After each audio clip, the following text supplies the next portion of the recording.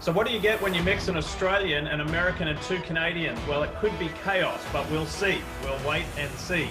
Hi folks, Leigh, Diffey, Paul, Tracy, Townsend, and James Hinchcliffe, who was in the Genesis 300 at the weekend at Texas Motor Speedway. Hinch, let's start with you first. Unfortunately, the result wasn't what you were looking for. There were some positives to take from the weekend. Tell us about your race. Yeah, I mean, our race started off not too badly. I mean, we obviously had to qualify second in the lineup, which is never an advantage. So I think we started about 15th, and we're working just around the top 10 when we had a green flag pit stop that went awry, and we had a right rear wheel that wouldn't come off, just being a bit stubborn. And unfortunately, that's, you know, it's nature of the beast. We saw a couple problems up and down pit lane, first race back in a long time. But, you know, overall, just so happy to be back in the car, back in the PT, what did you make of the one-day show? I mean, it was a little bit of a whirlwind for everybody concerned. Practice, qualifying, race, boom, done, go home. What did you think of it? Well, I thought it was good. I thought it was done well. Obviously, I think the guys would have maybe preferred to have, you know, as a driver, maybe come in the day before. So a lot of guys came in that morning from Indy. It's a pretty long flight. And then you get there and you got work all day. I mean, and it was hot, so it wasn't best case scenario for everybody. But I think, you know, I think if you had to do it, if you had to reduce costs, reduce, you know, a lot of things, I think it's a viable thing to reduce cost. You know, Townsend, that was an incredible display of dominance from Scott Dixon, the race winner. I texted him afterwards and yesterday, and he said, "It's not often in my career," which, as we all know, is a celebrated career. So it's not often in my career I've had a car like that. What was your takeaway from the Dixon dominance? Listen, I think you could have given the teams 2 weeks at Texas of practice and development, and nobody would have touched Scott Dixon. They hit it just right. The magic setup with a driver that if you give Scott Dixon a car even half that good, you just know he's going to figure out a way to run at the front. And when you give him something that is that good, like I said on the broadcast, untouchable, it was pretty dramatic dominance like we haven't seen at Texas or frankly any other track for some time.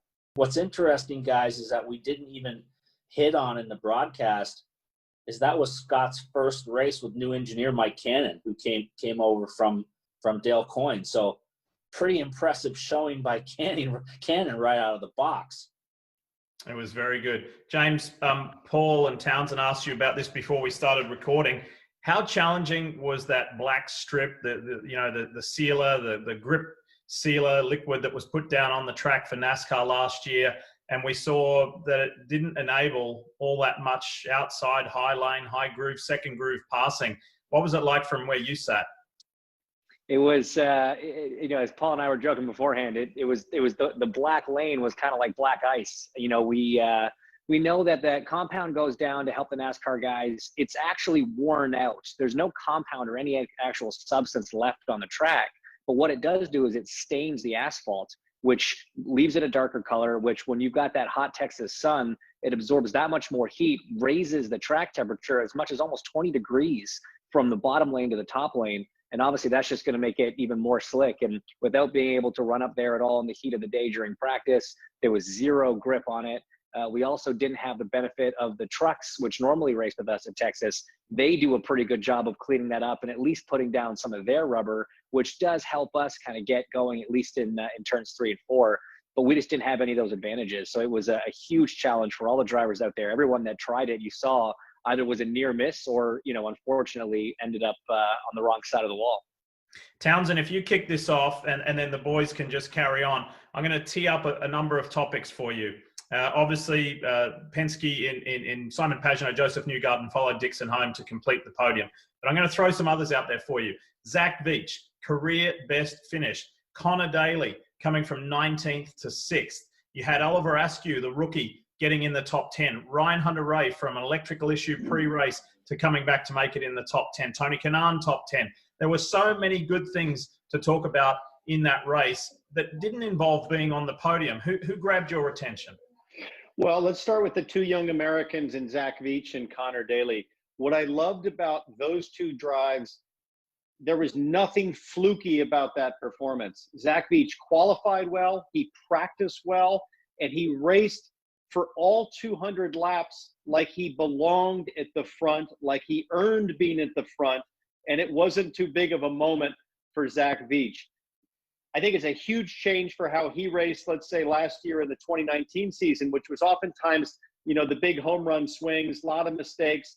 So I really feel like of all of those drivers that might have been a little unexpected in the top 10, monumental result for Zach to really just, probably for his own confidence, knowing that if I just stay within those lanes, I've got a chance to do really well this season. Connor Daly, the same thing. Connor showed, I think, quite clearly last year with Carlin that when he dropped into that seat on the ovals, their team performance stepped up measurably.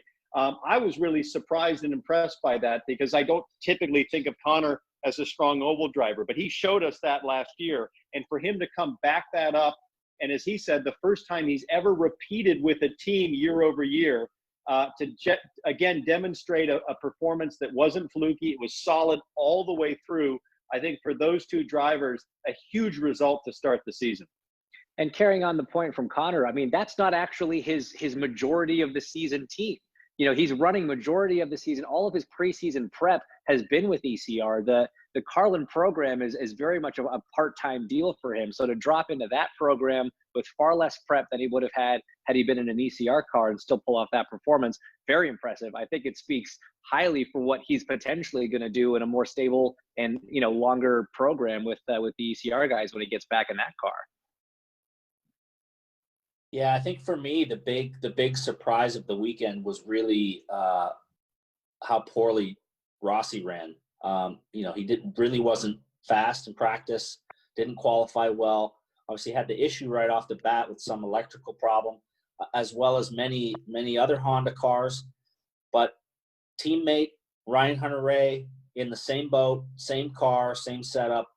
They both went down 2 laps at the beginning of the race, and Hunter-Reay came back to finish top 8, which was a phenomenal drive. And Rossi really wasn't quick the whole day we were there. So I was quite surprised to see that.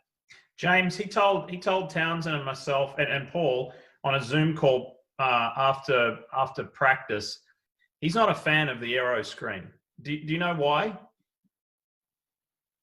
I don't know specifically. No, I mean, I think whenever you throw in a new element that right off the bat maybe makes you feel like it's affected your relative competitiveness, it's easy to say I don't like it. I think there are mixed opinions up and down pit lane on what it did to the cars, how it may have affected the racing, how it affected the drivers in the cockpit. But at the end of the day, we're all in the same boat. It's been done for a very important reason, for safety. It's a super impressive piece of equipment. I mean, I finally got to drive it for the first time at Texas, and I was very impressed with how little it really does interfere with what you do, how little it really does change. Yes, there are some little, details I think we have to iron out now that we've got, a race distance, especially on an oval under our belts. But I don't know what it is specifically that Rossi doesn't like about it. But I'm going to echo Paul's statement there. I mean, Ryan's drive was very impressive. He was obviously very quick there last year. They kind of got a little bit off strategy and ultimately we're on the wrong end of that. But the car was very dominant. He was leading laps last year. So to come back from 2 laps down was great. And I'll actually agree with Townsend again. I kind of forgot to touch on Zach. Zach had a confidence all weekend, right from practice. He was very comfortable in the car. I chatted to him in qualifying line before he went out. He looked calm. He looked ready to go. In the race, honestly, he had one of the more aggressive setups of all the Andretti cars, and he just wheeled it around to a great finish. So those guys, stellar performances. Even Marco was running very well. He had more pit stop problems, I think, than the other guys, and was losing some positions in the pits. But quality qualifying performance and steady race all evening long.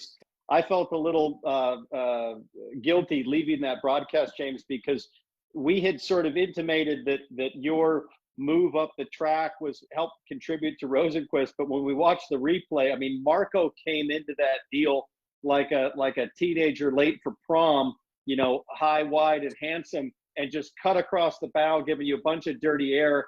Can you just talk us through what that was like? Because we didn't get a chance. I wanted to say something in the broadcast like, hey, that's not James's fault at all. We never said it was. We had just showed you kind of moving up the track. Can you talk us through that sequence? Because it did look like a lot of fun from where you were sitting. Yeah, I mean, it was a lot of wrong place at the wrong time for us.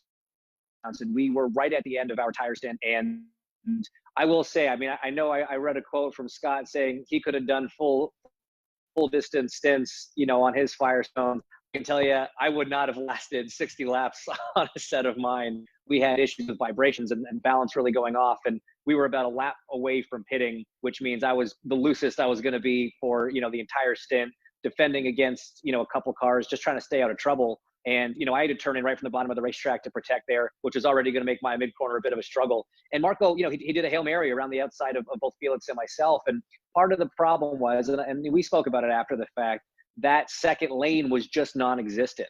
You know, I think both Felix and Marco were maybe surprised at how slow I had to go to make it through that corner. And when Marco kind of sent it around the outside there, he needed to get down as quickly as possible. And it was just very close. And for sure, that exacerbated the problems I had.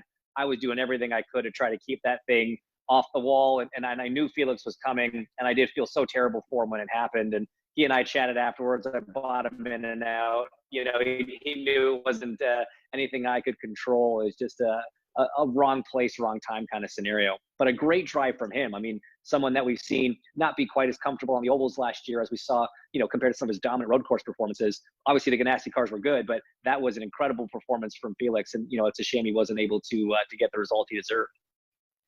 Guys, I'm just, excuse me, I'm just texting race director Kyle Novak while we're on the line here, because I haven't found out since why the non-lead lap cars weren't moved to the back for that last restart. Have you heard why not? I mean, it was one of those anomalies. I'm not sure why not. I haven't heard specifically, but I'm cautiously optimistic. The response from Kyle is going to be an abandonment of procedures protocol. Just to get the race finished. When we're that close to the end of the race, yeah. I mean, as it was only a 2-lap sprint to the end. If we had to waste another lap reorganizing the lap down cars, it probably would have made that less likely. So probably I we could finish under green, right? So Correct. We could finish under green, right? So, Hinch, we talked a lot throughout the day of how hot it was, and after the race was over, seeing every driver that we interviewed, their suits were just soaking wet. How was the heat in the car? And, you know, obviously guys were visibly more wet than with an open cockpit car where you've got airflow that kind of keeps your suit dried out. Did you experience any more, you know, how was the heat? Was there any dehydration that went on? I think going into the event, we were all, you know, hyper aware that this was probably going to be, you know, a tougher scenario from a heat standpoint than we've had, not only with it being the hottest day of the year in Texas up to that point, but obviously with the aero screen. So I know a lot of the drivers were going above and beyond with their hydration plans and really preparing for that. The heat in the car, I'm not going to lie, it was hot.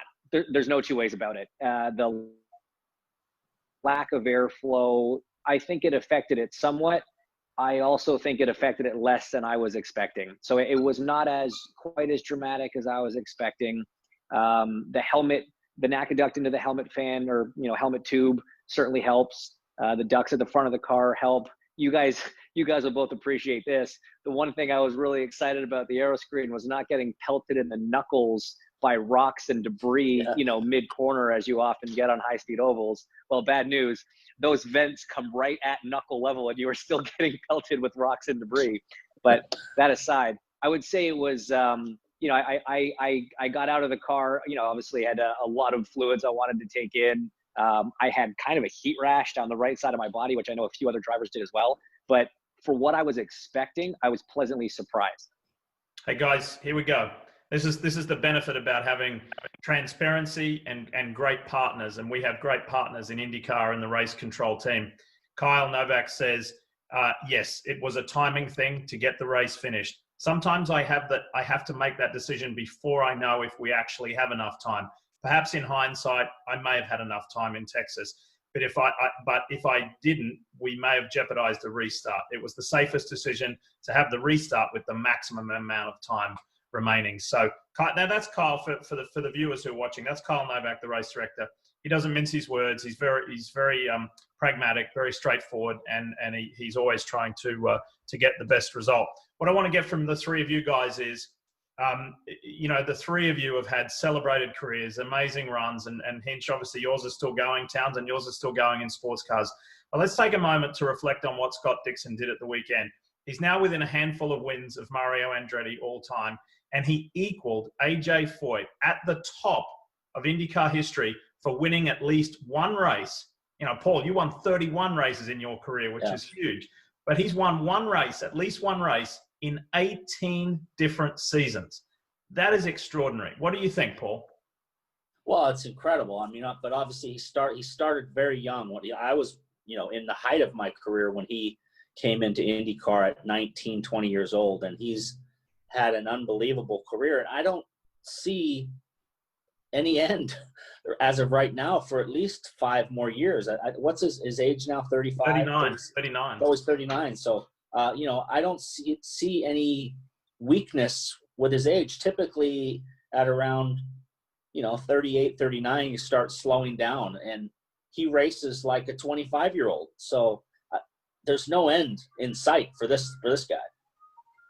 Townsend? Well, I would add to that he races with the passion and the desire of a 29-year-old, but with 18 or 19 seasons of experience. And that's the lethal combination. It's the fact that he's aggregated all of this knowledge and experience with effectively the same team the whole time, and the same group of people around him, and the same owner that knows his talent and surrounds him with the very best money can buy, coupled with the fact that he hasn't lost any of that burning early 20s desire and passion, despite the fact that he's married, he's got 3 kids now. 3 kids. Yeah. He's dabbled in private aviation as a hobby, but he kind of got rid of all that. He's really just stayed that same consistent cadence of how he prepares, the environment he's in. And what I love about Scott Dixon is none of the spoils of success have spoiled the desire for him. It's burning as bright now as it did when he came straight out of Indy Lights back in 2001 with Pac West Racing. And I think that's remarkable. It reminds me so much of Tom Brady. I mean, how cool is it that we have a Tom Brady in our sport that has all of that youthful passion and desire, none of the distractions that come with the spoils, and all of that experience to match with the desire. We're lucky to witness what we're witnessing with Scott Dixon. Hinch?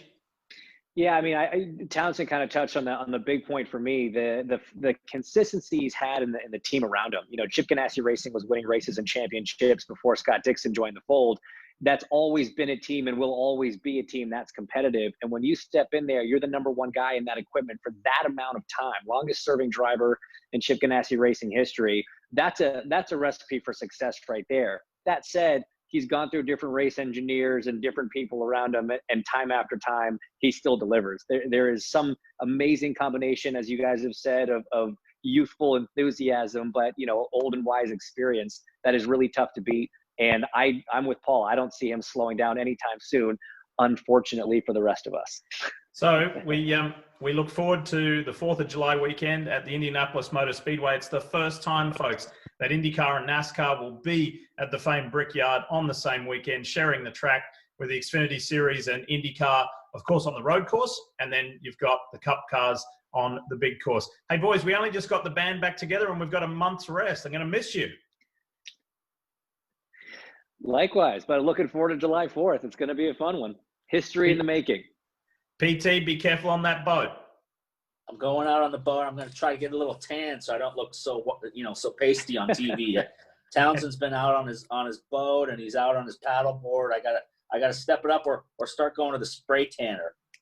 I'm gonna lose all the respect. There's not much left, but I'll lose all the respect I got for you, PT, if I don't get one of those 6 a.m. GPS validated 165 mile an hour shots on your boat. So send it with authority. See you, boys. Great stuff. See you in Indy.